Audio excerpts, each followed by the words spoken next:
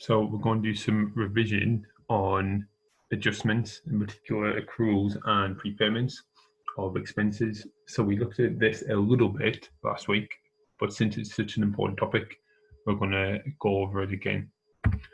So first of all, there's two concepts which are linked to this, or two main concepts, accruals and prudence. See if you can remember what both of these are. So jot down some ideas. So accruals is all about matching expenses and income to the correct accounting year. So on the income statement, we would record the full expense for that year, not anything you paid for the next year or not anything you paid for the previous year because you accrued expenses, just what should have been paid this year or what should have been received was income this year. And prudence means that we can't overstate assets or profit.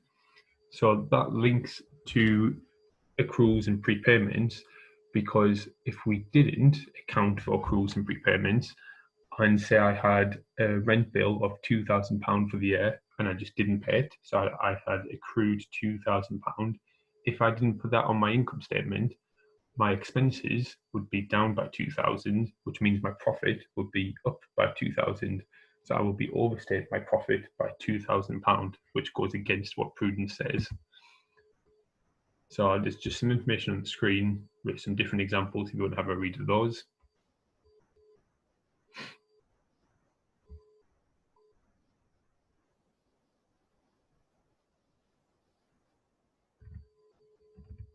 Okay, so I've followed some step-by-step steps for you to get full marks on any question linked to accruals and prepayments for expenses. And in fact, most of this will work the same for income as well. So the first step, decide if it's an expense or income. So we're just going to talk about expense in this session. Decide if it's accrued or prepaid. So accrued means you haven't paid that money yet, you still owe it. Prepaid means you paid extra, you paid part of next year's accounting year. Calculate how many months are accrued or prepaid. So if you've accrued, there'll be some months in this accounting year you haven't paid, whereas prepaid, there'll be some months in next year's accounting year you've already paid. So accrued is this year, prepaid's next year. Calculate the amount per month. So divide the total by how many months, and then calculate the total amount of the accrual or prepayment. So times number 3, number 4 together. And then adjust the financial statements. So for expenses, if it's an accrual, we add the amount to the expense, because that's how much we should have paid on the income statement. And that number also goes in the statement of financial position as other payable in the current liability section. For prepayment, since that shouldn't have been paid this year, that's next year's, we deduct it from the expense on the income statement, and on the statement of financial position, we list it as an other receivable under current asset, because that's money that we own. Essentially, if we wanted it to, we could ask for that money back, so it'd be owed to us.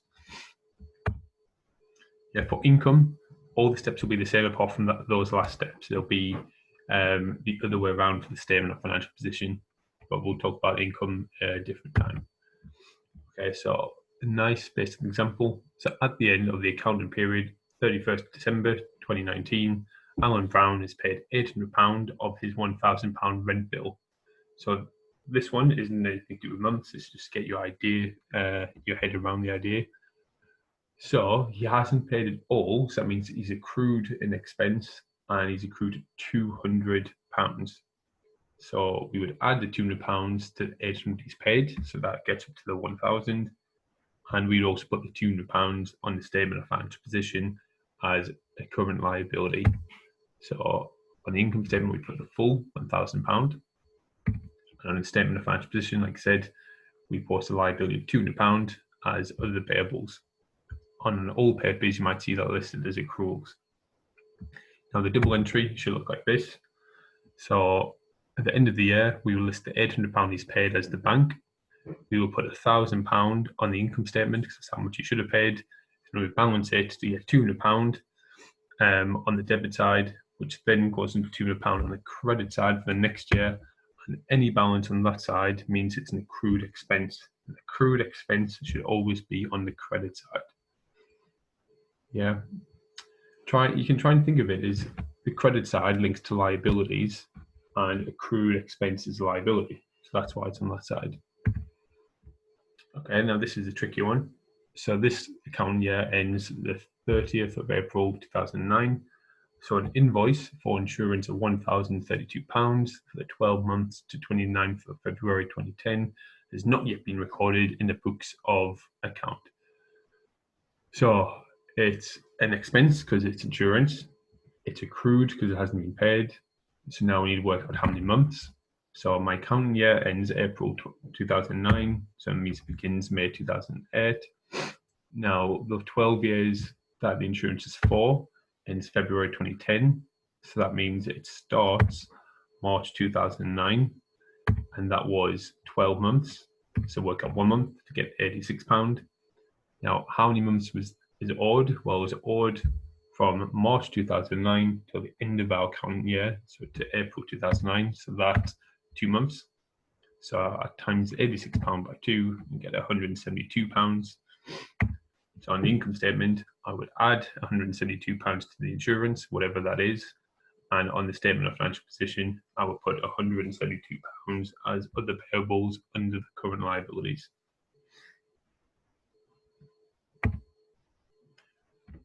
Okay, prepayment one. So at the end of the calendar year, 31st December, Alan Brown has paid £1,000 for his £800 rent bill. So he's overpaid by £200. It's a prepayment. So we're going to deduct that £200 from the £1,000 he's paid to put £800 on the income statement.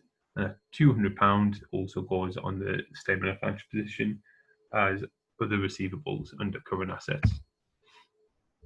So £800 on the income statement and £200 on the current assets.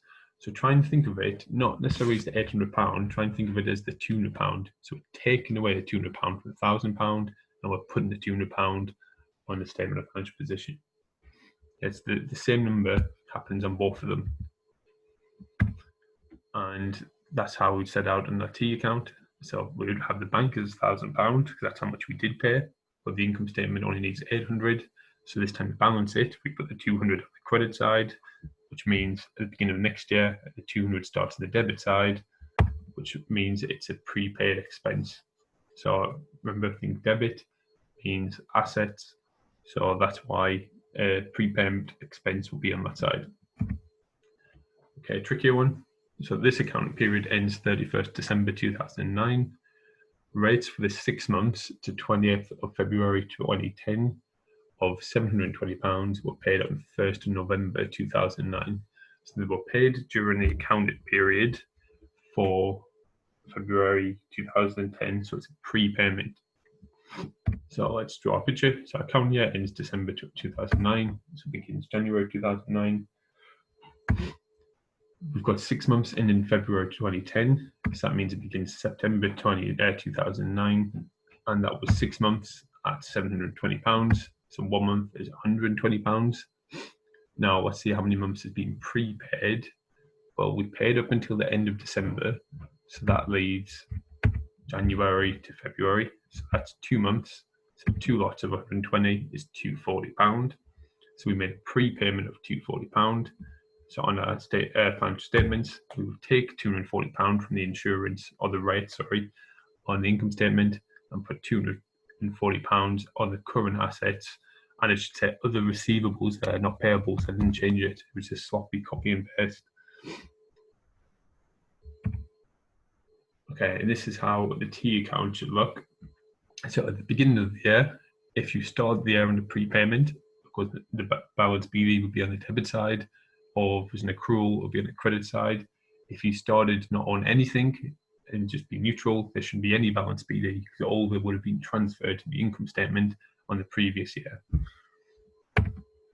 Then any payments you do make would go on the debit side, and you will label it as bank or cash, most of the time just bank. Then at the end of the year, any accruals or prepayments become your balance CD based on if it's an accrual or prepayment, it's the other way around. So accrual CD would be on a debit and accrual prepayment CD would be on a credit, because we want them on the other side next year, and we balance it with the income statement on the right hand side, and the amount for the income statement is what actually gets put on the income statement. Now, that's the most common case. Sometimes you do get given how much goes in the income statement and you have to work out the balance CD. Now, that one's even easier because you know how to balance accounts. And then the next year, you would just put the balance BD on the correct side. Now, with that, you can make a little equation. So if you look at the left-hand side, the prepayments at the start of the year, plus the payments for the year, plus accruals at the end of the year, to the left-hand side, that should equal the accruals at the start of the year, the expenses that you put on the income statement, and prepayments at the end of the year. Yeah, if you think of, if you prefer working with equations, I prefer just using the T account and just using a bit of common sense. Okay, there's 6 multiple choice questions for you now. So I'll read them, pause it so you can have some time to try it yourself and then choose the right option. So business has a year ended 30th September 2016 and receives an invoice for rent of £6,000 for the 6 months to 30th November 2016. What accrual and prepayment is required for the invoice in the year-end accounts? So which of those 4 options is this scenario referring to at the end of the year? So at 30th of September 2016, which of these is it referring to?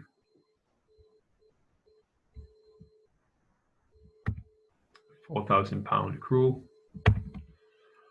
During the year, a business paid an electricity bill for £900 for the 3 months to November 2016. The year end of the business is 30th September 2016. What accrual and prepayment is needed at the year end?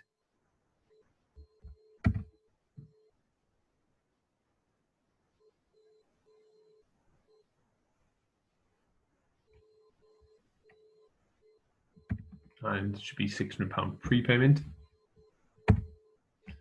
Business has a beginning electricity accrual of £5,000, an ending accrual of £6,000, and during the year pays for electricity of £8,000. So what is the electricity expense for the year? What should go on the income statement?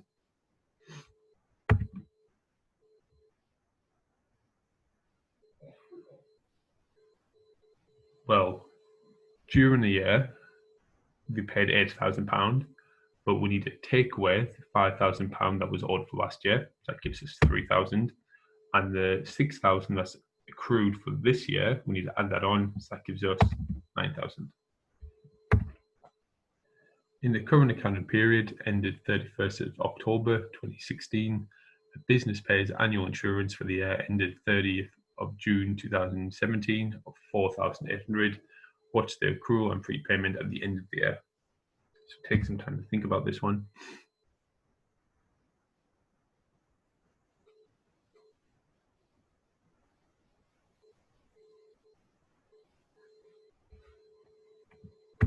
You should get 3,200 prepayment. Shortly after the end of an accounting period, business receives an invoice for annual insurance to 31st of August 2017 for £9,000. If the accounting period ended on the 30th of November 2016, what is the required accrual or prepayment?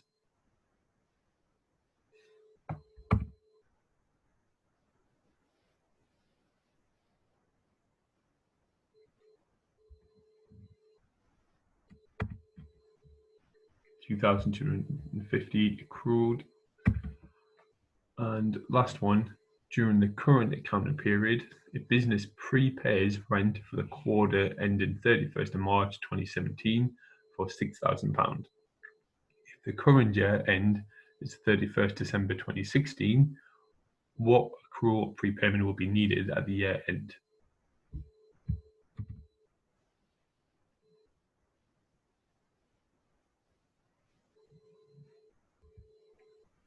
It's a bit of a trick question because that £6,000 doesn't link to this accounting period at all. So all of it is a prepayment. Okay, so go back and look over anything you need to, ask me any questions you need to, and have a go at doing those revision questions on accruals and prepayments.